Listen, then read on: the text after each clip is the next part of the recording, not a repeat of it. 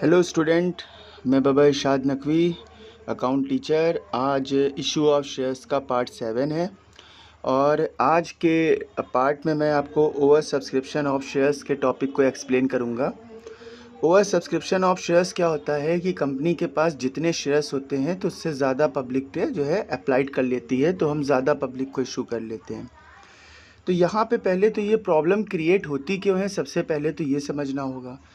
देखिए, इसको यहाँ पे ये देखा जाए कि जैसे कोई फर्म है, कोई कंपनी है, कंपनी के पास 10,000 शेयर्स हैं at the rate 10 rupees each.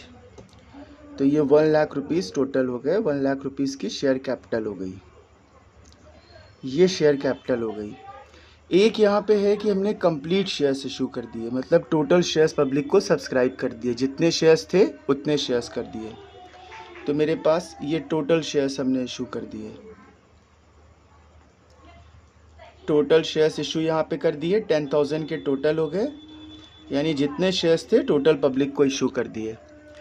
एक यहाँ पे दूसरा टॉपिक ये हो सकता है अंडर सब्सक्रिप्शन। अंडर सब्सक्रिप्शन का मतलब ये है कि जितने शेयर्स थे तो हमें लोन की कम रिक्वायर्ड थी, तो हमने कम शेयर्स यहाँ पे पब्लिक को इशू करे, यानी जैसे 9,000 शेयर्स हमने पब्लिक को इशू करे। ओवर सब्सक्रिप्शन ये हो रहा है कि मेरे पास जितने शेयर्स थे तो उससे ज़्यादा हमने इशू कर दिए, यानी पब्लिक ने ज़्यादा अप्लाइड कर लिए, एप्लीकेंट ने अप्लाइड कर लिए, डिमांड कर लिए, तो इसे बोलते हैं इस टॉपिक को ओवर सब्सक्रिप्शन। तो ये ओवर सब्सक्रिप्शन है। ओवर सब्सक्रिप्शन में जैसे पब्लिक ने 12,000 शेयर्स कर लिए, तो आप ये ना मान के चलिए कि 1 लाख रुपीज़ होगा, रेट कम हो जाएगा, तो रेट 10 ही रुपीज़ का रहेगा, 10 से ऊपर नहीं होगा। सबसे पहली बात ये बताएं कि ये मिस्टेक होती क्यों है क्वेश्चन में। इस मिस्टेक होने के देखिए 2 रीज़न हैं, तो हम एग्जाम्पल के तौर पे दोनों रीज़न बता रहे हैं कि ये मिस्टेक क्यों होती है। क्योंकि मेरे पास अगर 10,000 शेयर्स हैं तो पब्लिक को ज़्यादा शेयर्स कैसे कैसे इशू कर सकते हैं। जैसे मान लीजिए कि एक कार्ट है, ये एक ठेला है, ये कार्ट है, यहाँ पे इस कार्ट पे एक सब्ज़ी वाला यहाँ पे जैसे सब्ज़ी लेके जा रहा है, आलू लेके जा रहा है। अब उसके पास यहाँ पे ये आलू हैं, जैसे मान लीजिए आलू उसके पास यहाँ पे टोटल 200 kg आलू हैं और 20 रुपीज़ पर kg आलू का रेट है। तो 200 को 20 से मल्टीप्लाई करेंगे तो 4,000 रुपीज़ यहाँ पे टोटल आएगा। अगर उसके 200 kg आलू यहाँ पे सेल हो गए तो उसके बाद उसको एक भी आलू और नहीं बेच पाएगा, मतलब जितनी जो चीज़ है उतनी वो सेल करेगा। तो 200 kg आलू सेल होने के बाद उसके बाद कोई आदमी 1 रुपये एक्स्ट्रा भी देगा तो उसके पास जब आलू ही नहीं होंगे तो कहाँ से सेल करेगा। समझ में आ रहा है। ऐसे ही कोई थिएटर है, थिएटर में जैसे 500 सीट्स हैं तो 500 टिकट हैं। अब 500 टिकट अगर सेल हो गए तो उसके बाद कोई भी आदमी अगर मूवी देखने आएगा तो एक टिकट भी नहीं होगा उसके पास, क्योंकि टिकट जब होएगा नहीं, जब सीट होएगी नहीं तो टिकट सेल कहाँ से करेगा। तो यही प्रॉब्लम यहाँ पे ये हो रही है कि ओवर सब्सक्रिप्शन शेयर्स फिर हम कैसे ज़्यादा इशू कर सकते हैं। तो जो चीज़ मेरे पास जितनी है उससे ज़्यादा इशू हम कैसे कर सकते हैं, कैसे ये चीज़ होती है, क्या ये टेक्निक होती है, इसको मैं 2 थ्योरी में बताऊंगा। पहले एक नॉर्मल क्वेश्चन बताऊंगा। देखिए, एक्चुअल में 12th में जो आपकी बुक में इसका क्वेश्चन दिया हुआ है, अगर उसे डायरेक्ट पढ़ाया जाए तो वो बहुत टफ होगा। तो आज ही के टॉपिक में मैं इसे फुल कंप्लीट करूँगा, 1 शॉट इसका होगा। तो 1 शॉट, लेकिन उससे पहले मैं कुछ क्वेश्चन अपने पास से छोटे छोटे बना के दूंगा, पहले वो समझाऊंगा, वो बहुत इजी होगा आपके लिए, फिर उसको आपको समझना बहुत आसान हो जाएगा, फिर एक लेवल स्टैंडर्ड आपका इंक्रीज़ हो जाएगा। तो देखिए, यहाँ पे सबसे पहले आपको ये देखना होगा कि जैसे मान लीजिए कि ये कंपनी है, ये एक कंपनी है और कंपनी के पास यहाँ पे 10,000 शेयर्स हैं, ये 10,000 शेयर्स हैं और 10 रुपीज़ का यहाँ पे रेट है। तो एप्लीकेंट जो सबसे पहले आते हैं वो शेयर होल्डर नहीं होते हैं, वो एप्लीकेंट होते हैं। एक एप्लीकेंट यहाँ पे आया और उसने यहाँ पे 5,000 शेयर्स की डिमांड करी। अब 5,000 शेयर्स की डिमांड करी, एप्लीकेशन फॉर्म इन्होंने दे दिया, कंपनी ने इनको एप्लीकेंट को एप्लीकेशन फॉर्म यहाँ पे इशू कर दिया। तो 5,000 शेयर्स जो एप्लीकेशन का जो रेट है, तो ये फॉर्म दे दिया। फिर उसके बाद एप्लीकेशन के बाद फिर यहाँ पे एक दूसरा बंदा आया और दूसरे बंदे ने यहाँ पे 3,000 शेयर्स यहाँ पे ले लिए। उसने यहाँ पे 3,000 शेयर्स उसने यहाँ पे फॉर्म ले लिया और उसने 3,000 शेयर्स यहाँ पे डिमांड करके एप्लीकेशन फॉर्म में फीड किया। और फिर एक थर्ड बंदा आया, तो उसने यहाँ पे 4000 शेयर्स जो है अपने फॉर्म में यहाँ पे फीड किया कि उसको 4000 मतलब यहाँ पे शेयर्स की डिमांड है, अप्लाइड उसने किए। इन लोगों ने एप्लीकेशन फॉर्म जब लिया तो एप्लीकेशन फॉर्म यहाँ पे इन्होंने डिपॉज़िट किया, और ये डिपॉज़िट करते वक्त उन्होंने एप्लीकेशन के स्टेप का जो भी अमाउंट था वो पैसे यहाँ पे डिपॉज़िट कर दिए। तो अब यहाँ पे देखिए गलती क्या क्या हुई। एप्लीकेशन फॉर्म में ये मेंशन नहीं होता है, कोई बाउंडेशन नहीं होती है, कोई लिमिटेशन नहीं होती है कि आप कितने शेयर्स ले सकते हैं। एप्लीकेशन फॉर्म में उन्होंने एनवेलप के साथ यहाँ पे पैसे भी डिपॉजिट कर दिए एप्लीकेशन रेट के हिसाब से, और वो लोग फॉर्म डिपॉजिट करके वापस चले गए। अब जब अलॉटमेंट का प्रोसीजर आया, उनके जाने के बाद उनका फॉर्म खोला गया, फॉर्म देखा गया कि उनके कितने शेयर्स उनको वापस कितने कितने शेयर्स दिए गए हैं। तो देखा गया कि 5000 ये है, 3000 ये है, 4000 ये है, यानी मेरे पास टोटल 12000 शेयर्स यहाँ पे अप्लाइड हो गए, डिमांड हो गए, और मेरे पास एक्चुअल 10000 शेयर्स थे। तो असेंडिंग ऑर्डर में यहाँ पे देखा जाएगा कि सबसे पहले ये आए तो इनको शेयर्स अलॉट कर देंगे, इनको अलॉट कर देंगे, इनमें 2000 एक्स्ट्रा है तो 2000 इनको रिटर्न कर देंगे। तो यहाँ पे ये दो तरीके यहाँ पे हो जाएंगे कि सिर्फ रिटर्न नहीं किया जाएगा। कभी कभी क्या किया जाता है कि एप्लीकेशन में जो एडवांस अमाउंट आ जाता है तो वो अलॉटमेंट के साथ एडजस्ट किया जाता है, उसको बोलते हैं प्रोरेटा बेसिस। आपकी 12 की बुक में वो अलॉटमेंट के साथ सब्सिक्वेंट कॉल के साथ भी एडजस्ट किया गया है। अलॉटमेंट के साथ एडजस्ट करने का मतलब क्या होता है कि हम ये मानते हैं कि एप्लीकेशन में जो ज़्यादा पैसे आ गए हैं वो अलॉटमेंट के एडवांस आ गए हैं, तो उसको इस जो तरीके से यहाँ पे ट्रीट करेंगे। ठीक है। तो अब यहाँ पे क्वेश्चन क्या होता है कि ये इसका रीज़न है कि शेयर्स मेरे पास ज़्यादा आ जाते हैं। तो जैसे यहाँ पे क्वेश्चन 1000 शेयर्स थे, ये शेयर्स थे और इसका यहाँ पे रेट, तो यहाँ पे 2 on application, 3 on allotment, 2 on first call और 3 ऑन सेकेंड कॉल। ये सेकेंड कॉल हो गया 3, तो टोटल 10 का रेट हो गया। यहाँ पे ये है कि 12000 शेयर्स रिसीव ऑन एप्लीकेशन। तो आप ये बताइए कि कितने शेयर्स ज़्यादा आए हैं। देखिए 10000 शेयर्स हैं और टोटल 10 का रेट है, तो यानी टोटल 1 लाख रुपीज़ हमें मिलने चाहिए थे शेयर होल्डर से, और मेरे पास 12000 शेयर्स यहाँ पे अप्लाइड हो गए हैं। 12000 शेयर्स अप्लाइड हो गए हैं, 10 का रेट है, तो 1,20,000 अमाउंट यहाँ पे रिसीव हुए। इसका मतलब 2000 शेयर्स हमारे पास एक्स्ट्रा आ गए हैं। ये शेयर्स हमारे पास एक्स्ट्रा आ गए हैं, एक्सेस आ गए हैं। अब अमाउंट अगर इसका देखा जाएगा तो 10 रुपीज़ के हिसाब से अगर देखेंगे तो 20,000 रुपीज़ हमारे पास ज़्यादा आ गए हैं। तो देखिए इसमें एक चीज़ तो सही है कि 2000 शेयर्स हमारे पास ज़्यादा आ गए हैं, लेकिन दूसरी चीज़ गलत है कि 20,000 अमाउंट आ गए हैं। 10 रुपीज़ का जो रेट है वो फुल्ली पेड अप रेट है, वो यहाँ तक की हो रहा है। ये मिस्टेक एप्लीकेशन के बाद दोहराई नहीं जाती है। एप्लीकेशन के बाद जब अलॉटमेंट का प्रोसीजर आता है तो उससे पहले ये मिस्टेक को डायग्नोस कर लिया जाता है, तो इसको दोहराया नहीं जाता है। तो जो एक्सेस मनी आई है वो सिर्फ एप्लीकेशन के रेट के हिसाब से आई है। तो यहाँ पे आपको ये गलत हो गया। शेयर्स तो सही हैं। जैसे मान लीजिए यहाँ पे ये क्वेश्चन में ऐसे समझिए कि ये 10,000 शेयर्स हैं, तो अगर हम इसको यहाँ पे @2 से मल्टीप्लाई करेंगे तो एप्लीकेशन में 20,000 आना चाहिए थे, और ये 12,000 है, और 2 के हिसाब से 24,000 रुपीज़ आ गए, यानी 4000 अमाउंट हमारे पास ज़्यादा आ गया है। तो 4000 जो ज़्यादा आ गया है, और शेयर्स की क्वांटिटी हमारे पास 2000 शेयर्स ज़्यादा आ गए हैं। तो ये जो एक्सेस अमाउंट आ जाता है, तो एक्सेस अमाउंट को रियल में तो हम रिटर्न ही करते हैं, शेयर होल्डर को वापस करते हैं रियल में, तो इसको बोलते हैं रिटर्न करना, यानी कि वापस कर देना, रिजेक्ट कर देना। और दूसरा तरीका क्या होता है कि हम ये मान के चलते हैं कि जो एक्सेस अमाउंट आ गया है तो उसको हम अलॉटमेंट के साथ एडजस्ट कर लेंगे, उसी को बोलते हैं प्रोरेटा बेसिस। तो यहाँ पे एडजस्टेड विद अलॉटमेंट, इसी को बोलते हैं प्रोरेटा बेसिस। ये प्रोरेटा बेसिस होता है। ठीक है। देखिए यहाँ पे जैसे 10,000 टोटल शेयर्स हैं, ये 10,000 शेयर्स हैं @ 10 रुपीज़ ईच, तो टोटल अमाउंट हुआ यहाँ पे 1 लाख रुपीज़ का। ये शेयर कैपिटल है। ठीक है। और यहाँ पे 2 rupees on application, share application, 3 on share allotment, 2 on first call, 3 on second call, ये सेकेंड कॉल हो गया। तो टोटल रेट यहाँ पे 10 का हो गया। 12,000 शेयर्स यहाँ पे रिसीव हो गए। 12,000 शेयर्स रिसीव ऑन एप्लीकेशन। तो उसको देखिए दो तरीके से हम सॉल्व करेंगे, दो वे से इसको यहाँ पे क्वेश्चन को सॉल्व करेंगे। पहला यहाँ पे ये लिखेंगे, एक ये करेंगे कि जब रिजेक्ट कर दिया जाता है, क्वेश्चन में लिखा होगा कि रिजेक्ट कर दिया जाएगा, यानी कि रिटर्न कर दिया जाएगा शेयर होल्डर को। तो रिजेक्ट करने पे इसको कैसे करना होगा क्वेश्चन में, ठीक है। तो रिजेक्ट में यहाँ पे इसको करना होगा, ये सबसे पहले एंट्री बनाएंगे बैंक अकाउंट डेबिट।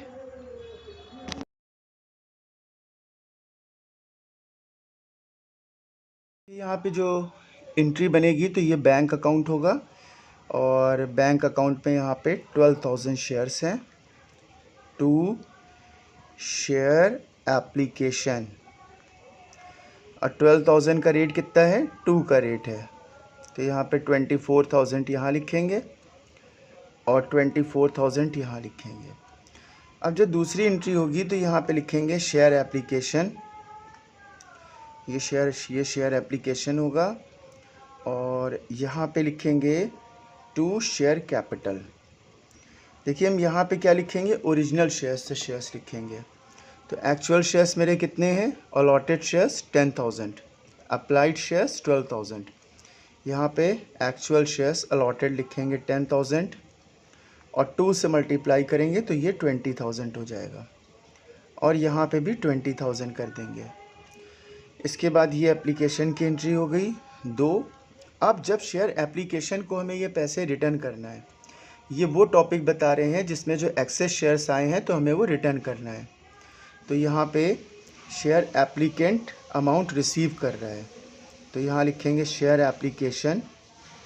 एप्लीकेशन यानी कि एप्लीकेंट होते हैं, ये रिसीवर है, पर्सनल अकाउंट में जो रिसीवर होता है उसे डेबिट करते हैं। और टू बैंक, तो एक्स्ट्रा शेयर्स कितने थे 2,000, एप्लीकेशन का रेट कितने का था 2 का, तो ये 4,000 हो गया, और 4,000 हम यहाँ भी लिख देंगे। तो देखिए हमने एप्लीकेशन की जो सेकंड वाली बैंक वाली एंट्री, बैंक के बाद वाली एंट्री होती थी, वो 2 एंट्री बनाई। अगर आप चाहें तो ये कंबाइंड एंट्री बना सकते हैं। कंबाइंड एंट्री कैसे बनेगी, एप्लीकेशन दोनों में देखिए डेबिट में है और टाइम भी सेम है, ठीक है। तो इसको कंबाइंड बना सकते हैं। तो यहाँ पे लिखेंगे शेयर एप्लीकेशन, ये 10,000 शेयर्स हैं और ये 2,000 है, तो यहाँ पे 12,000 शेयर्स 2 से मल्टीप्लाई करेंगे तो ये 24 आएगा। देखिए एप्लीकेशन अब ये कैंसिल हो गई।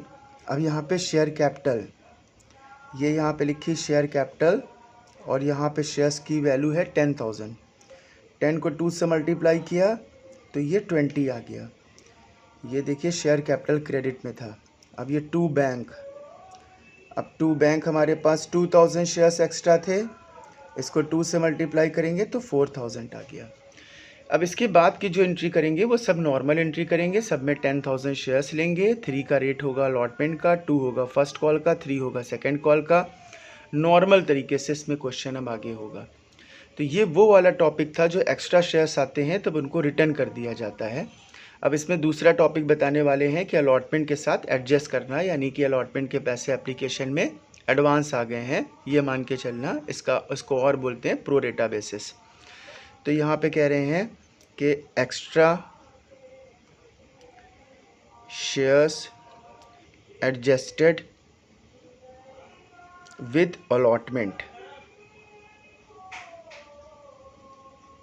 प्रो रेटा बेसिस, ये प्रो रेटा बेसिस के अकॉर्डिंग होगा, ठीक है। अब यहाँ पे क्या है कि पहली एंट्री तो बिल्कुल ऐसे ही बनेगी, ये bank account debit to share application.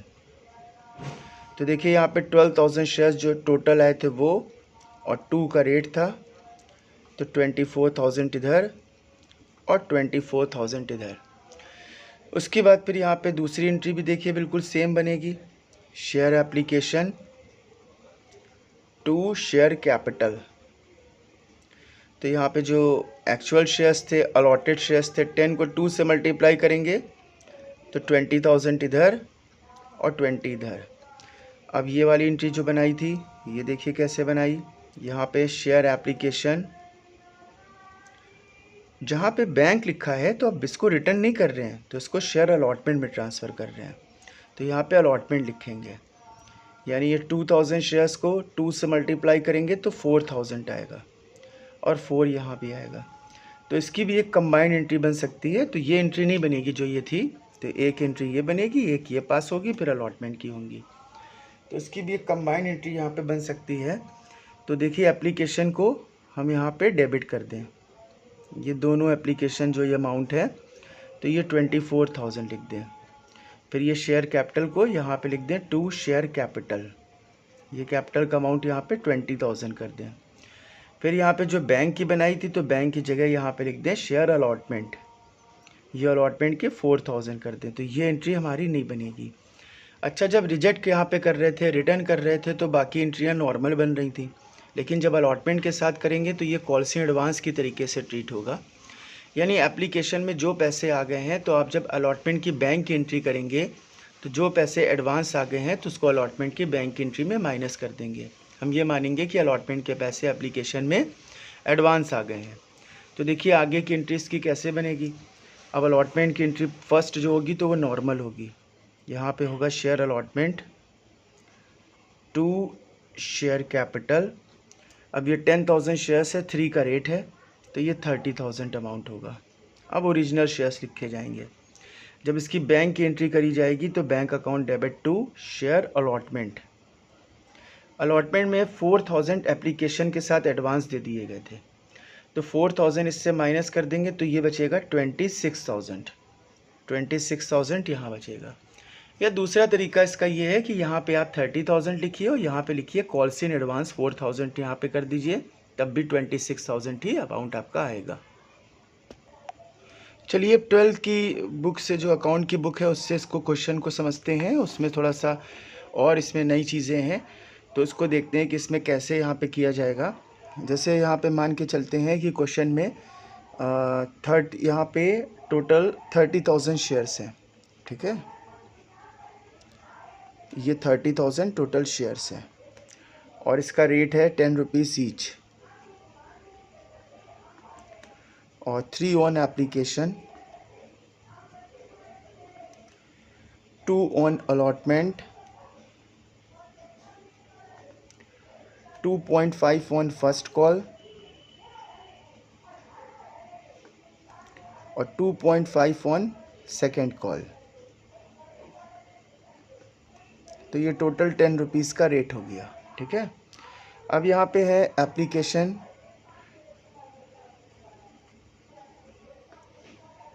Application were receive for 50,000 shares. 50,000 shares हमारे पास यहाँ पे रिसीव हुए हैं। और उसके बाद है and the allotments were made as follows. As under लिख दें तो ज़्यादा सही है, एज एंडर। तो देखिए यहाँ पे सबसे पहले ये है कि ये मेरे एप्लीकेशन है, यहाँ पे 2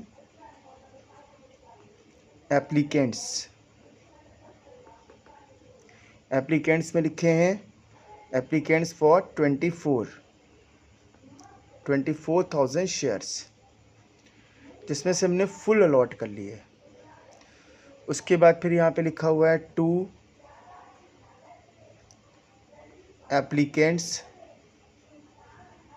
फॉर 18,000 शेयर्स, इसमें 6,000 अलॉट कर लिए। उसके बाद यहाँ पे है 2 एप्लीकेंट्स फॉर 8,000 शेयर्स, इसमें से नील अलॉट किए। अब यहाँ पे कह रहे हैं कि जो एक्सेस मनी है,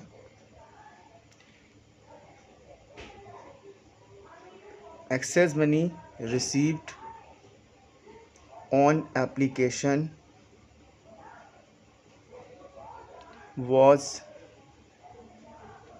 utilized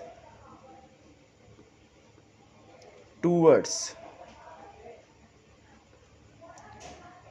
allotment and subsequent call. Allotment and subsequent call.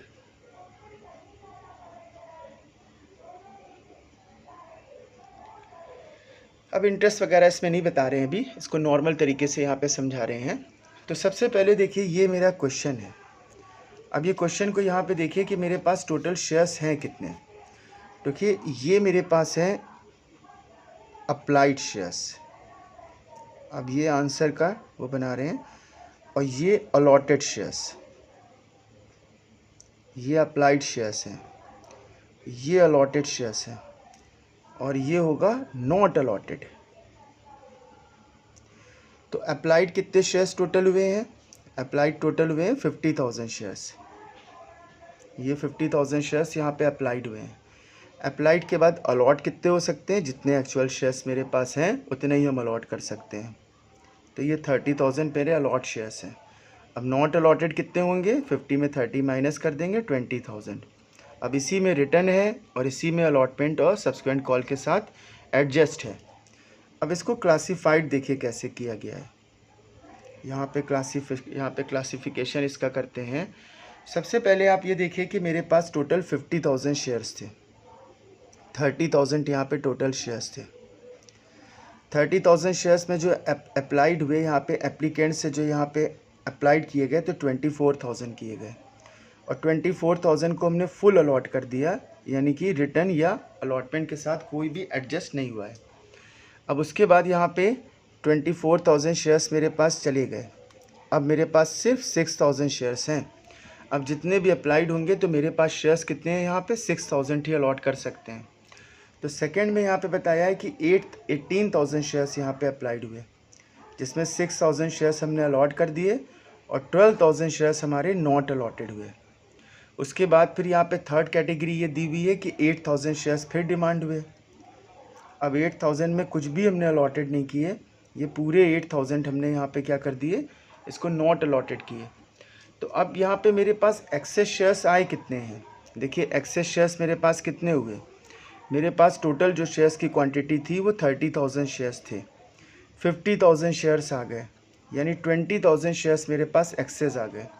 अब देखिए 20 को अगर देखेंगे तो 12 और 8 20 होगा, 24 और 6 30 होगा, 24 और 18 42 और 8 50 होगा। ऐसे इसका हमने एक टेबल पहले बना लिया, और टेबल बनाने के बाद अब यहाँ पे ये देखा कि 20,000 एक्स्ट्रा शेयर्स हैं। अब इसमें से कौन सा रिटर्न करेंगे और कौन सा अलॉटमेंट और सब्सिक्वेंट कॉल के साथ एडजस्ट करेंगे। देखिए पहले तो बिल्कुल इसको नॉर्मल तरीके से बता दें कि जो फुल्ली निगलेक्ट कर दिया जाता है, फुल्ली रिजेक्ट कर दिया जाता है, तो वो हमें रिटर्न मानते हैं हम उसको, तो हम ये रिटर्न मानेंगे। और जो पार्टली एक्सेप्ट किया जाता है और पार्टली यहाँ पे रिजेक्ट किया जाता है, तो उसको हम प्रो रेटा बेसिस से करते हैं, प्रो रेटा बेसिस से इसको हम करेंगे। तो अभी जो इससे पहले मैंने क्वेश्चन आपको बताया, तो उस क्वेश्चन में कितना रिटर्न कर रहे हैं, कितना अलॉटमेंट के साथ एडजस्ट कर रहे हैं, या क्या कर रहे हैं, सब मेंशन था। इसमें आपको टेबल के हिसाब से समझना है कि क्या अलॉटमेंट के साथ एडजस्ट करेंगे, सब्सिक्वेंट कॉल के साथ करेंगे, और क्या रिटर्न करेंगे। और फर्स्ट क्वेश्चन में जो एप्लीकेशन में एडवांस पैसे आ जाते हैं, तो सिर्फ अलॉटमेंट के साथ एडजस्ट करने का तरीका बताया था। इस क्वेश्चन में अलॉटमेंट और सब्सिक्वेंट कॉल के साथ भी एडजस्ट करना है, तो वो अमाउंट हमें यहाँ पे पता करना पड़ेगा कि कितना अमाउंट हमारा होगा, उसको हम कैसे करेंगे। ठीक है, ये 20,000 में अब यहाँ पे कितना रिटर्न करेंगे? देखिए जो फुल्ली यहाँ पे रिजेक्ट किया जाता है वो रिटर्न माना जाता है, यानी 8,000 हमारा रिटर्न माना जाएगा। ये शेयर्स हमारा रिटर्न माना जाएगा। ये शेयर्स हैं सब, है ना, अमाउंट अभी इसका नहीं है। और ये प्रो रेटा बेस किया जाएगा। प्रो रेटा बेसिस में मतलब अलॉटमेंट और सब्सिक्वेंट कॉल के साथ एडजस्ट किया जाएगा। तो ये 12,000 शेयर्स है हमारे। अब ये क्यों किया जाता है ऐसे, इसका एक एग्जाम्पल आपको हम देखिए बताएं कि ऐसा करना क्यों किया जाता है, क्यों ऐसा माना जाता है। देखिए जैसे एक शॉप है, यहाँ पे ये एक शॉप है, यहाँ पे ये शॉप है और ये शॉपकीपर है। यहाँ पे इनके पास यहाँ पे मैगी है, ये मैगी को सेल करते हैं। ठीक है, इनके पास यहाँ पे 20 मैगी रखी हुई हैं। अब एक पर्सन कोई आए, जैसे यहाँ पे राहुल आए, राहुल को यहाँ पे मैगी चाहिए। राहुल ने यहाँ पे एक मैगी का रेट यहाँ पे जैसे 20 रुपीज़ का है। राहुल ने यहाँ पे मैगी ख़रीद ली, 15 मैगी यहाँ पे राहुल ने ख़रीदी। तो 15 मैगी इन्होंने ली 20 रुपीज़ के हिसाब से, तो 300 रुपीज़ की हो गई। इनके पास टोटल 20 मैगी यहाँ पे थी। 20 मैगी में इनकी कितनी मैगी सेल हो गई? 15 मैगी यहाँ पे सेल हो गई। इसके बाद फिर कोई और बंदा आया, उसने 7 मैगी की यहाँ पे डिमांड करी, ये 7 मैगी की डिमांड करी, लेकिन इनके पास अब यहाँ पे सिर्फ 5 मैगी यहाँ पे बची थी। तो उनको 5 मैगी तो इन्होंने दे दी, लेकिन 2 मैगी के पैसे इनसे ज़्यादा इनको मिल गए। आप ये मान के चलिए कि 2 मैगी के पैसे तो इन्होंने कहा कि जब आप आइंदा आएंगे तो उससे ये हम एडजस्ट कर लेंगे, नेक्स्ट टाइम पे एडजस्ट कर लेंगे। तो जो पार्टली होता है तो उसको इसीलिए एडजस्ट करने की बात करते हैं। यानी 7 में 5 मैगी इनको दी और 2 मैगी इनके लिए रोक दी, क्योंकि थी नहीं मैगी इनके लिए, तो इसको हम एडजस्ट कर लेते हैं। तो इसी को प्रोरेटा बेसिस बोलते हैं। उसके बाद कोई 3 मैगी लेने आया तो उससे कह दिया कि अब मैगी ख़त्म हो गई है, तो उसको फुल्ली हमने यहाँ पे रिजेक्ट कर दिया। तो ये सेंस आप यहाँ पे ले सकते हैं। ये इसका एग्जाम्पल, बेस्ट एग्जाम्पल है। अब इसकी जर्नल एंट्री देखिए, स्टार्ट करते हैं। तो सबसे पहले यहाँ पे करेंगे bank account to share application. तो टोटल शेयर्स कितने डिमांड हुए थे? 50,000 शेयर्स डिमांड हुए थे। ये 50,000 शेयर्स यहाँ लिखेंगे और इसका रेट कितना है एप्लीकेशन का? 3 का है। तो ये 1,50,000 इधर और 1,50,000 इधर, ठीक है। उसके बाद अब दूसरी इसकी एंट्री करेंगे, शेयर एप्लीकेशन। देखिए इसीलिए पहले मैंने इसको इजी वे में आपको बताया था।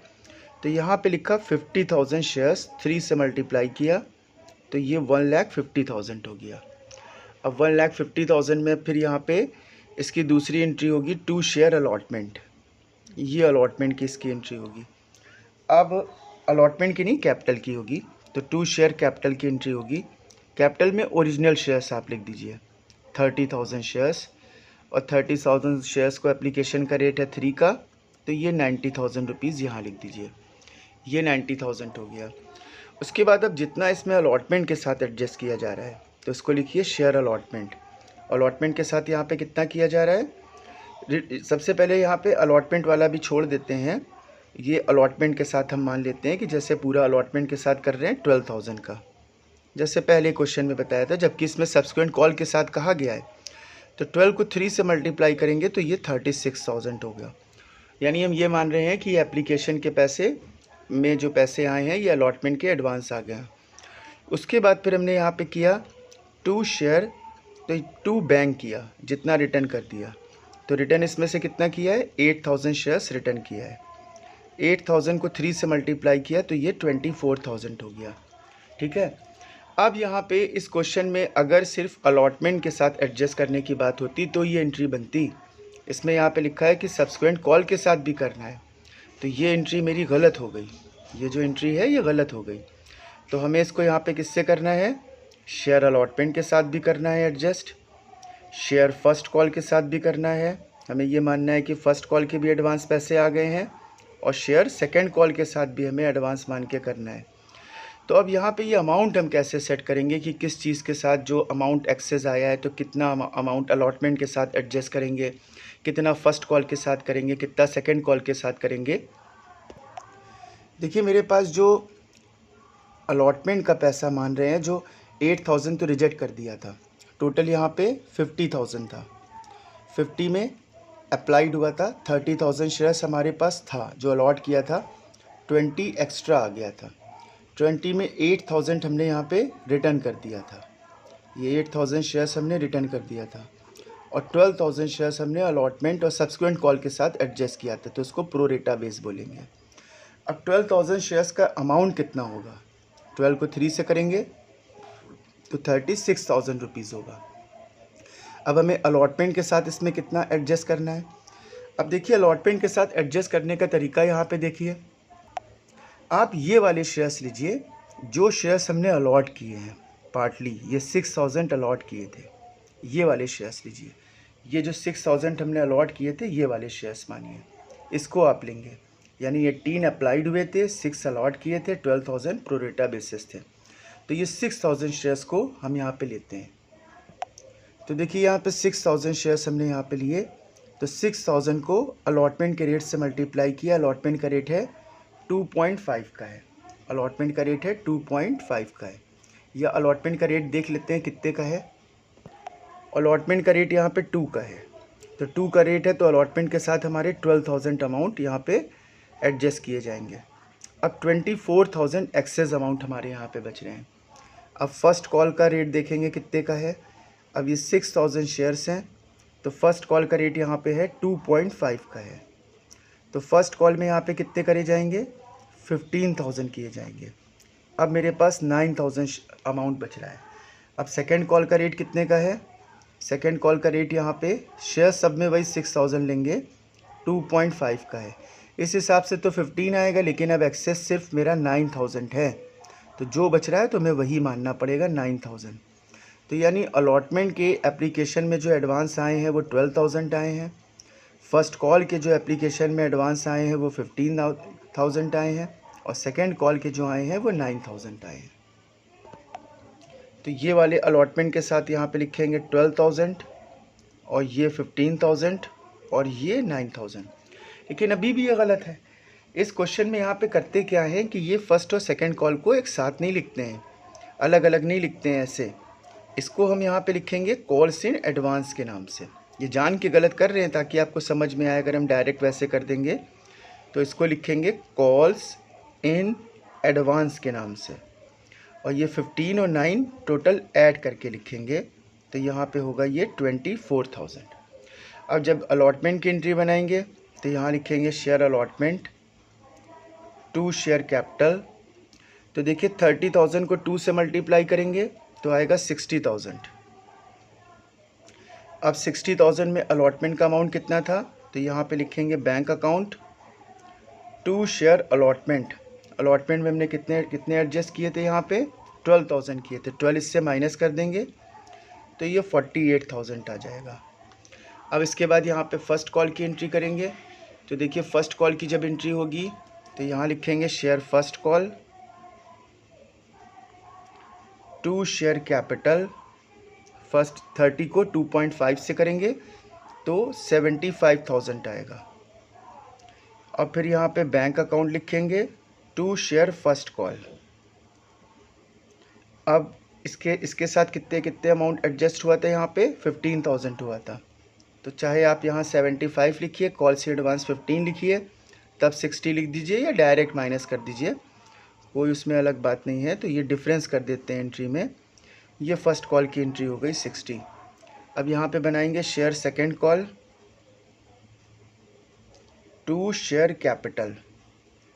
सेकंड कॉल पे 30 को 2.5 से मल्टीप्लाई करेंगे, तो 30 को 2.5 से करेंगे तो इसमें भी 75 होगा।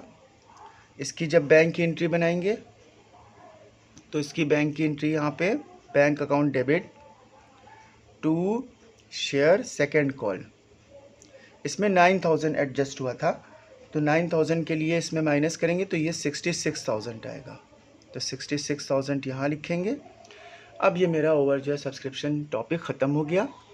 अगर आपको वीडियो पसंद आई तो चैनल को सब्सक्राइब ज़रूर करिएगा, और इसके बाद के जो टॉपिक है तो वो हम फॉरफिटेड वाला सब बताएंगे, और फॉरफिटेड के कई आपको वीडियोस बनाएंगे, उसके कई टॉपिक होंगे, क्योंकि पहले तो फॉरफिट की सिर्फ बेसिक बताना है।